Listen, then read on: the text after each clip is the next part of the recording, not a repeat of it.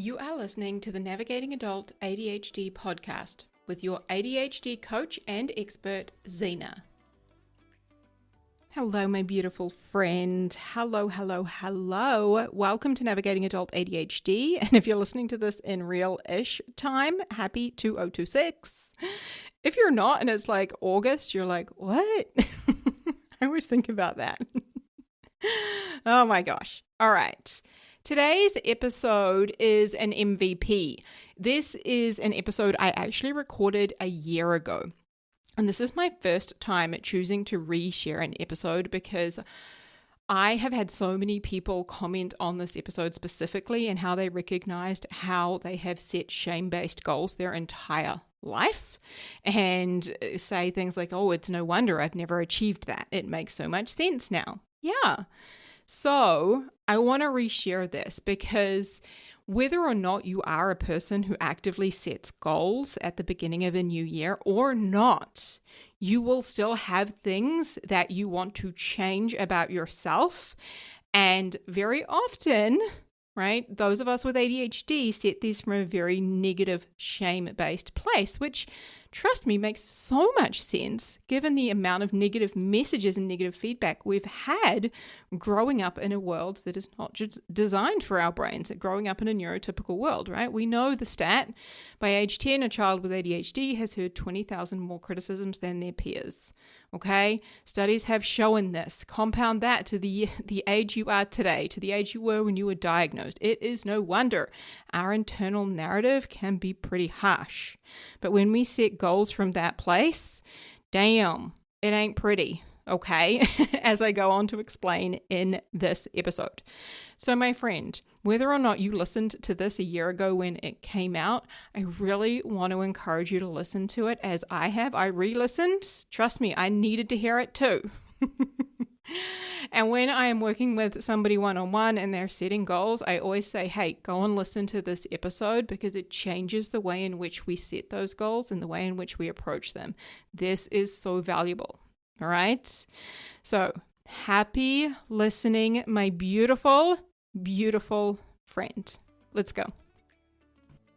So my friends, how many times have you set the same New Year's resolution only to give up within a matter of weeks? And maybe you've just completely given up setting goals now. For me, throughout my late teens and right through my 20s, that goal for me was always to lose weight. Every single time it was to lose weight, right? And as I got older, it really shifted into save money or make more money, okay? So for probably 10 years, I kept setting those same goals over and over and over again and never following through. Can you relate to that? Is there a goal that you have set over and over and over again? Maybe it's make more money. Could be write a book, start or grow your own business. Maybe it's stop yelling at the kids or be a better parent. Maybe, like I said, you've even just given up on setting goals altogether because you're like, what's the point, right? If you never follow through, why set them? My friend, this episode is for you. I hear from so many of us adults with ADHD who tell me that they just don't trust themselves because they never do what they say they're going to do. They just can't make themselves follow through. And that breaks my heart.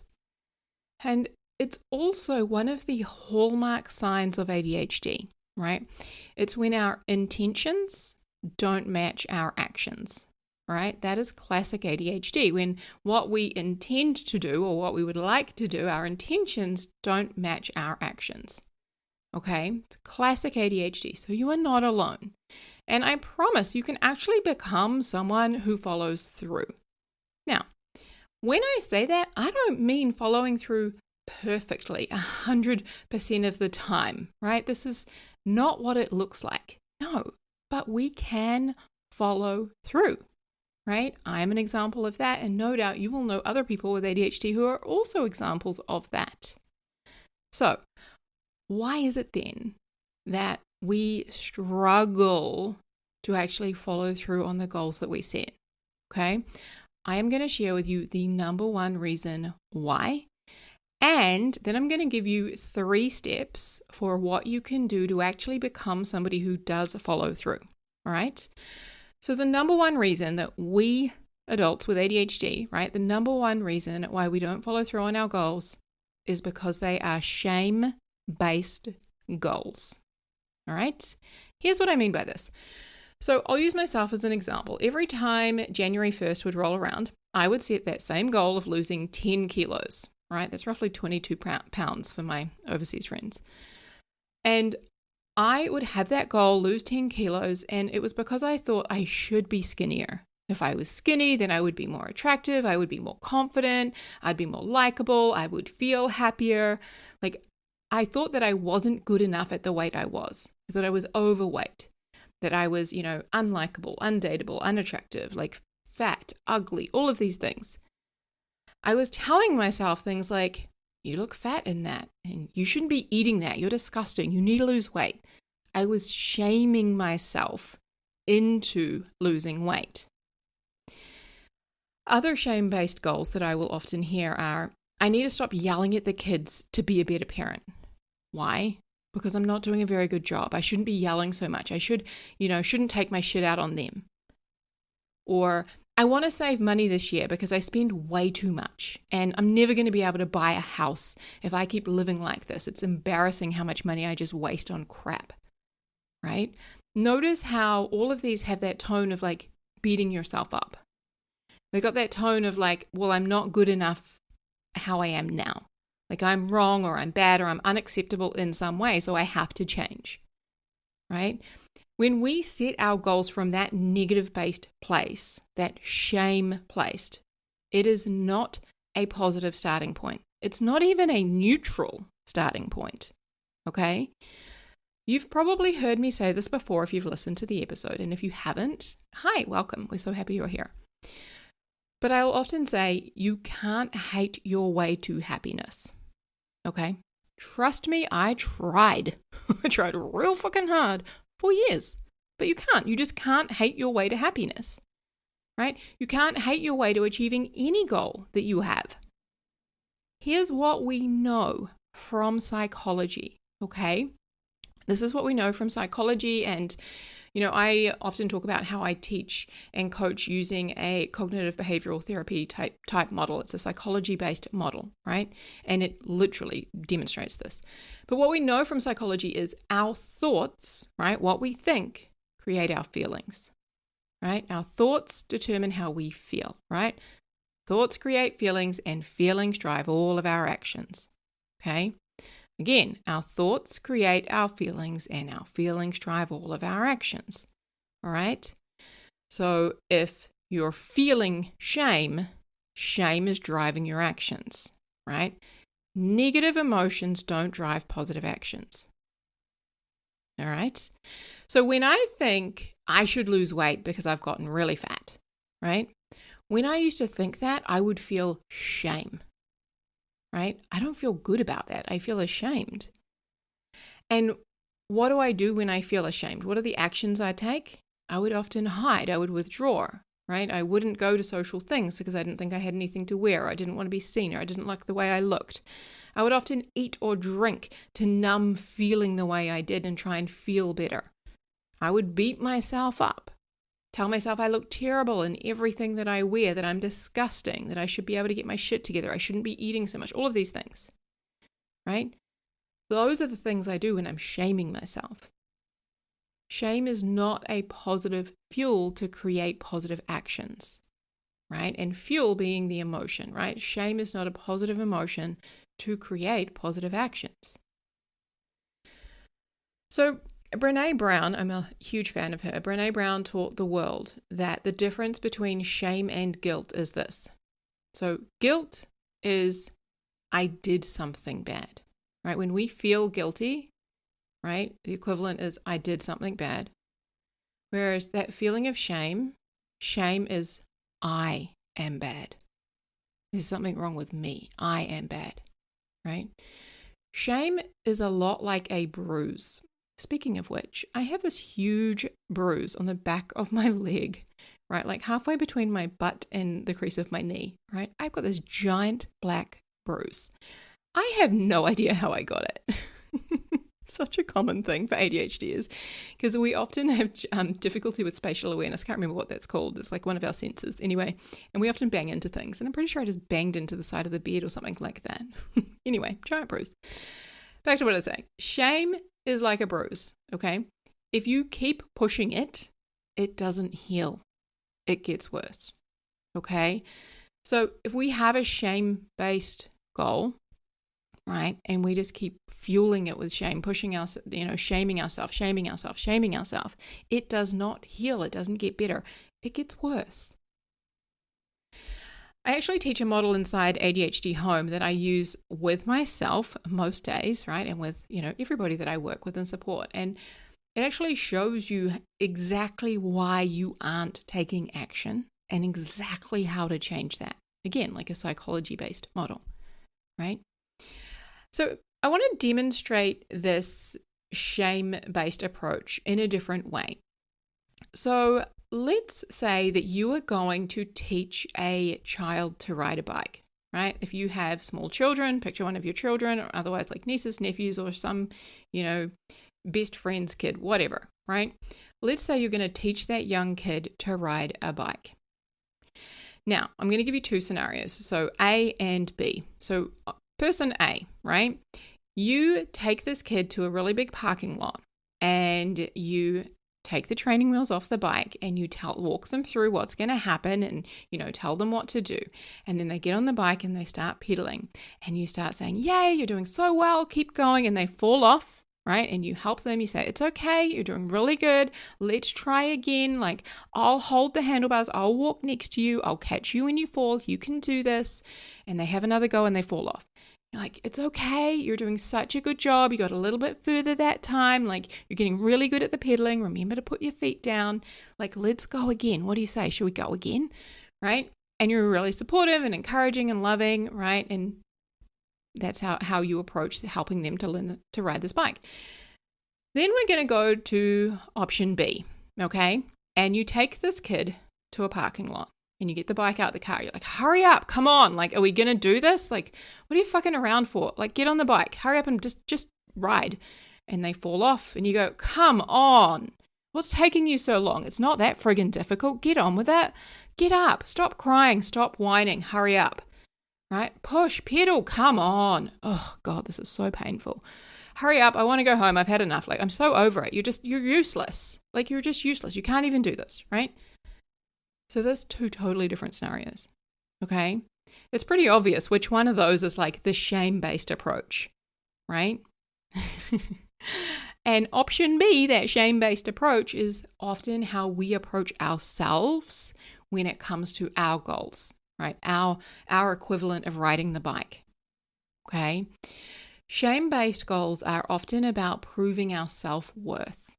They often have this element of like morality attached. I will be a better human if I do this. I will be good enough in some way, or more acceptable if I do this, if I achieve this thing. Right? And you know what? They're often surrounded in should statements. Speaking of which, I can't remember exactly what happened. I was in the kitchen before and I said something to my partner and he goes, yeah, you should do that. Like, I told him I was going to, record a podcast or whatever. And he's like, you should do that. And I just looked at him and I went, you should? I hate being shoulded on. Like, it's the word I hate the most in the English, like in the language, right?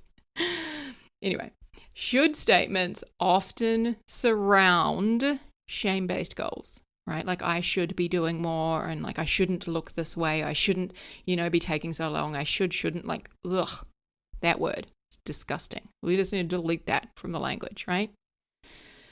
Now, again, my friend, if you have been approaching your goals this way, you are not alone, right? This is how most of us have been doing it, okay? And as adults with ADHD, right? So many people in our lives have shamed us for the things that they think we need to change or do differently, right?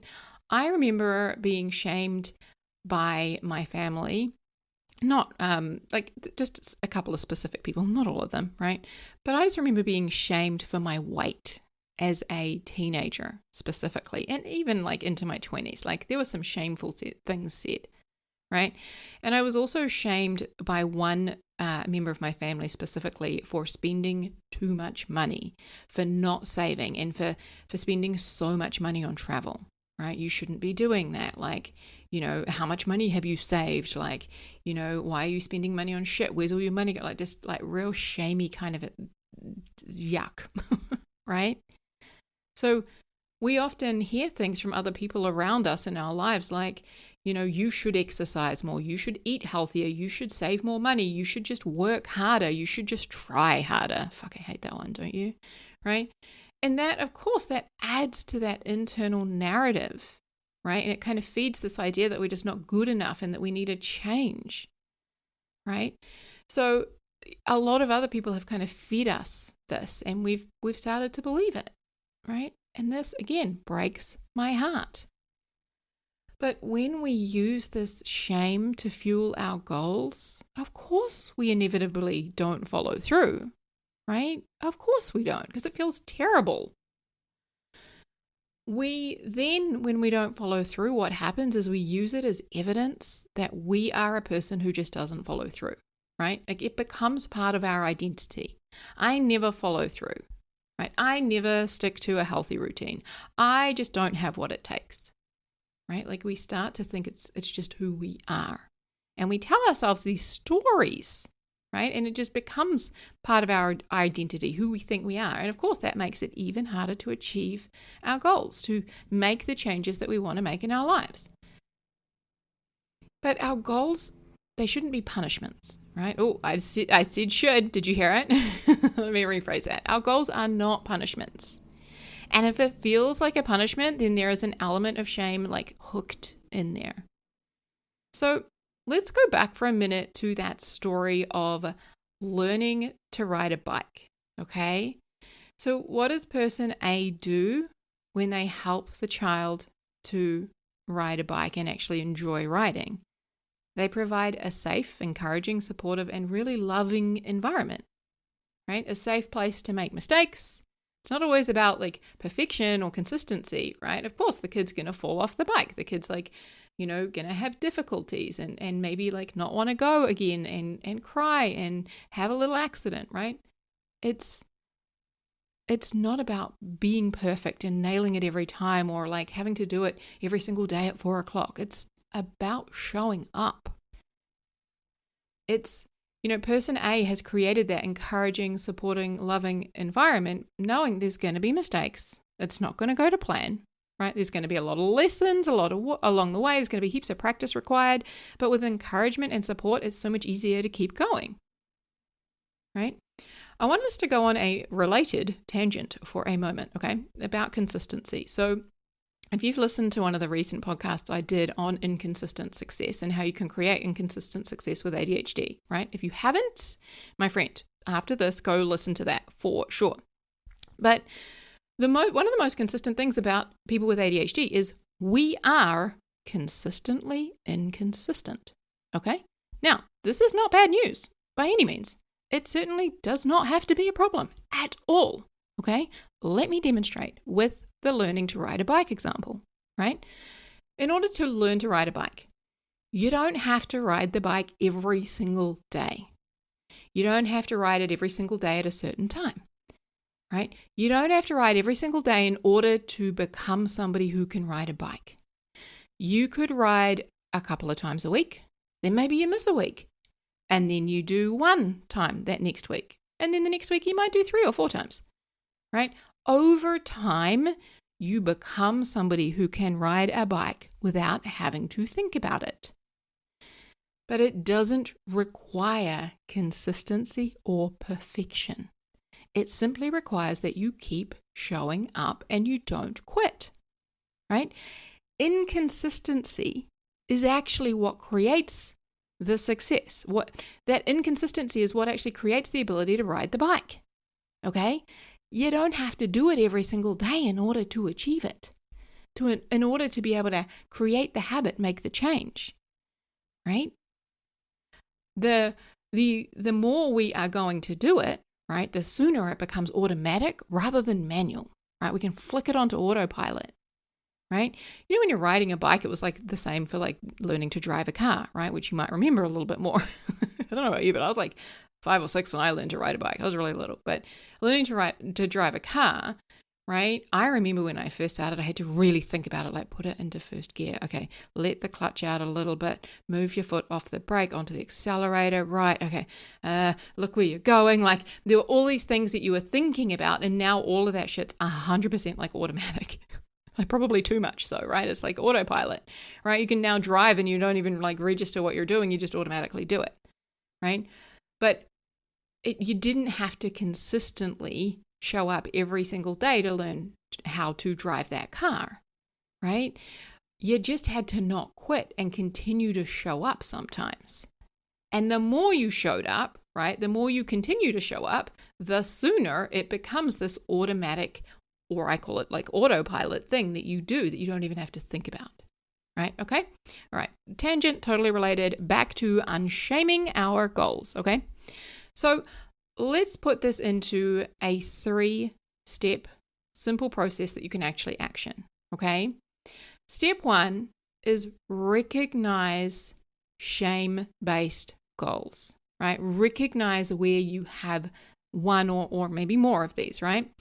And it would sound like, I need to lose weight because I'm disgusting, or I should stop yelling at the kids because I'm a bad parent, okay? A really key question to ask to help you find out if this is a shame-based goal is, does this goal make me feel bad about myself before I even start? Okay, that question again, does this goal make me feel bad about myself before I even start? Okay. Number 2 is to reframe the goal, right? We want to shift out of the negative place, right, the shame-based place, into either a compassionate place or at least a more neutral starting point, right? We want to move out of the negatives to the neutral line, right, or into a positive place if we can, right? For example, I want to feel strong and take care of my body, or I want to feel calm and connected to my kids. So some key questions that I like to ask here are, if I already believed that I was good enough, would I still want to achieve this goal? Would I still want to work on this? And then another great question to ask is, what is the kindest way I can approach this goal? Right? Or what is the most loving and supportive way that I can approach this goal? And then the third step is to build in emotional safety for yourself, right? Like shame-free support, right? So if I was to like use the bike riding example, right? We talked about the 2 different ways that you could help a child to ride a bike. We want to lean into the encouragement, the flexibility, the celebrating of the progress, right? Not the perfection, right?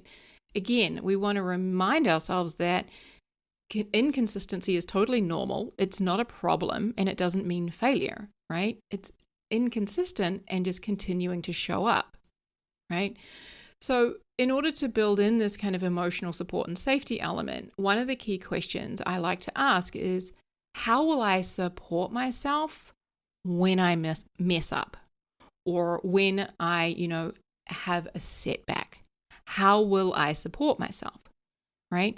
Because regardless of what goal we set, of what we are trying to achieve or change, there will always be roadblocks, there will be fuck ups, there will be setbacks, like all of it, right? We can't avoid that, but it doesn't have to be a reason that we quit either. So how will I support myself when shit hits the fan, when things don't go to plan, right? How will I support myself, right? That's the really about having your own back. Right? How are you going to do that? All right, my friend, have a beautiful new year. I know that you have this. You've got what it takes, and I am cheering you on. Let's fucking get after it. Let's go. All right? I got you. Let's do it.